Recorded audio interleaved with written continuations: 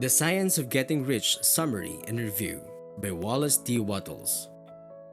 How do people get what they want?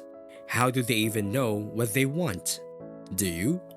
Even though the specifics may differ, some of us desire to learn a skill, others to start a family, and yet others to simply grow and harvest a garden. We still all share an underlying desire for growth and abundance. Most of the time, our desires and wants seem constrained by resources, time, money, and opportunities. But what if someone told you that you could create these things for yourself and that there is an inexhaustible amount of them waiting for you if you'd only learn how to think in the right way? According to the author, Wallace D. Wattles, you can. In the summary of The Science of Getting Rich by Wallace D. Wattles, you'll also learn why competition isn't a viable way to happiness, why cultivating an attitude of gratitude is important, and how all the resources for a happy and fulfilling life are well within your reach. So let's begin. The Science of Getting Rich key idea number 1. To live a full life, you must nurture your mind, body, and soul, and this requires material wealth. Just about everyone wants to be rich. People who don't have money want to acquire it, and people who don't have it worry about losing it. There are those who might try to put this desire for wealth in a bad light, but actually it's only natural. The 3 core components of your life are your mind, body, and soul. And to live a successful, happy life, you need to nurture them equally, which requires certain material goods. For instance, you can fully celebrate your body if you can afford good food, comfortable clothing, and a safe, cozy place to sleep. Similarly, you can't enjoy your mind without books, education, and other intellectual stimulation. And finally, you can't celebrate your soul without love and the means to show love to others. This last one may seem odd, but here's the fact of the matter. Love is most often demonstrated by a desire to give material gifts. In other words, someone with nothing to give can't enjoy love or relationships to their fullest potential. So, how can you get rich enough to nurture these 3 aspects of your life? Well, first of all, you should know that, contrary to what many think, people don't become rich just because they were born to rich parents or with great talents, but because they behave in a certain way that is conducive to accumulating wealth. Another common misconception is that not everyone can be rich because there's only a finite amount of riches in the world. According to the author, everything in the world is composed of the so-called original substance. The different elements we see in the nature are just different manifestation of it. Luckily for us, the substance is always regenerating, meaning that our natural resources will never run out. So with this abundance in mind, it's only natural for humans to want to acquire and experience more things. This also means that nobody is poor because of the inherent dearth of resources, but rather because they don't understand their power and the inexhaustible riches within their reach. Simply put, you and every other person has the right to be rich because you're a part of nature, which abounds with riches. Key idea number 2. Thoughts are the primary source of creation, but gratitude is what keeps it going. What do you think the first step to getting rich is? Is it buying stocks? Starting a company? Actually, the initial step begins with something much more fundamental. Your thoughts. Thoughts are everywhere, and according to the author, by impressing your thoughts upon the original substance, you can cause the object of your thought to be created. That's how everything on earth was created.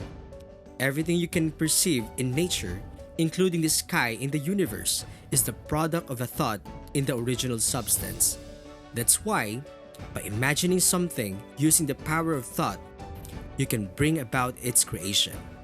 As you do so, remember that God wants you to become rich so that you can better help others. You are a creator, not a competitor, which means your goal is to get whatever you want in a way that helps and elevates everybody else as well.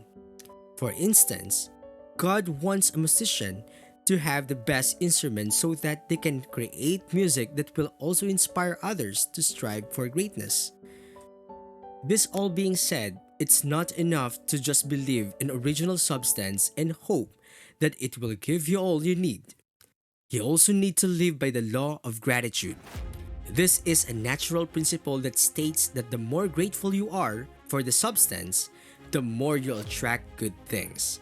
So, if you're a talented musician but can't afford to buy a new guitar, rather than complaining about it, be grateful for the guitar you already have.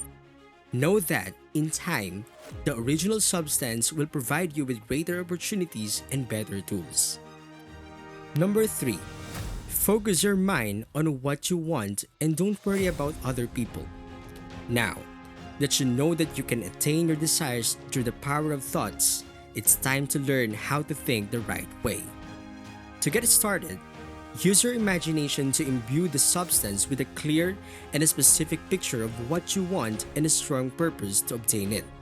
For example, say you want a house.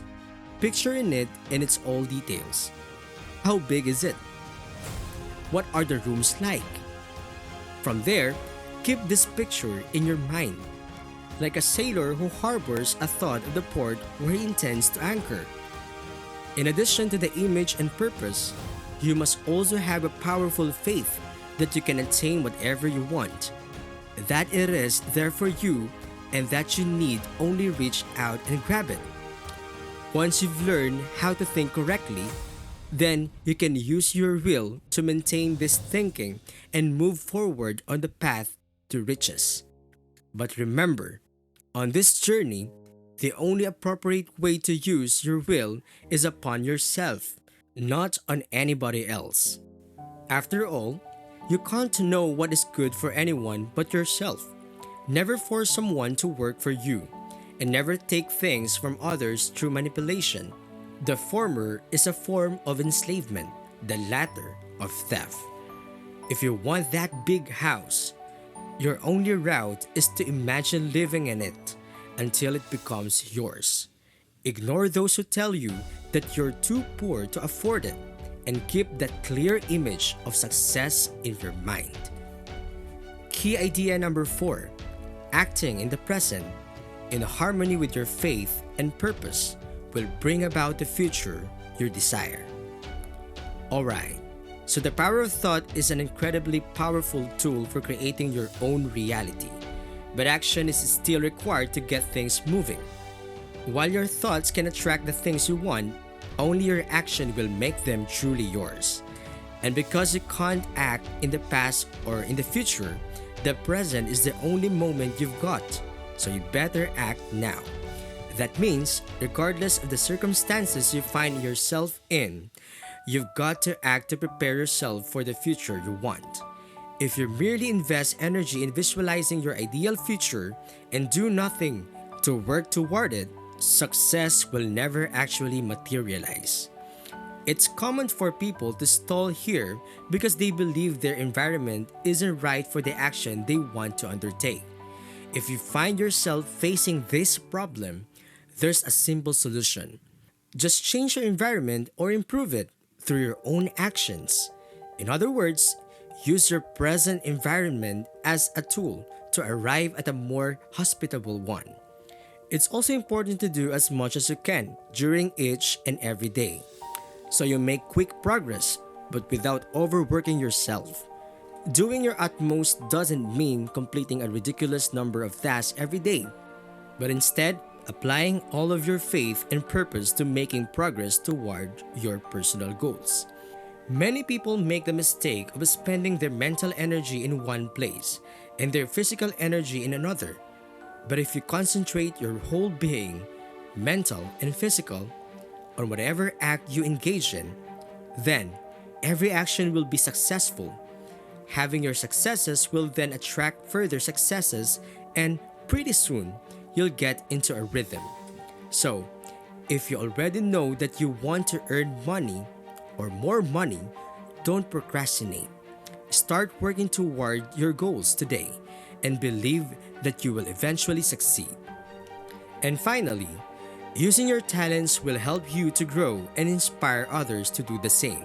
Have you ever been really good at something that you also really like doing? If yes, you know what an incredible feeling it is. And you'd probably agree that every person should strive for such an experience. Finding the sweet spot where talent and enjoyment intersect will help you perform better, thereby helping you succeed. And what could be better than getting rich while doing what you love? To get started, develop your skills. For instance, if you have a desire to paint, you must first develop the ability and artistry necessary to succeed. But whichever field you choose, you must have faith in it to attain increase, meaning the kind of advancement that everybody strives for. The desire of increase pervades the universe. Every little thing seeks advancement and development. And by having faith in what you do, you'll give the impression of increase, which in turn will attract more genuine increase. Therefore, even if your job is something seemingly unimportant, like merely selling candy to children, you should have unwavering faith in its importance in creating increase, not just for you, but for everyone around you too. When you show this kind of faith, it will make people believe that by connecting with you, they too will achieve increase for themselves. This is why doctors and teachers who are often filled with faith in the importance of their work will never be without work. And this attracts more increase. Just follow the desire to do what you most love doing and know that you are advancing personally. If you can manage that, there is no end to the success you can enjoy. And finally, let me end this summary with a key message in this book. The universe wants nothing more than for you to live an abundant and prosperous life. So you should embrace your natural desire to be rich. Material wealth will allow you to nurture your mind, body, and soul, while also inspiring and compelling others to do the same.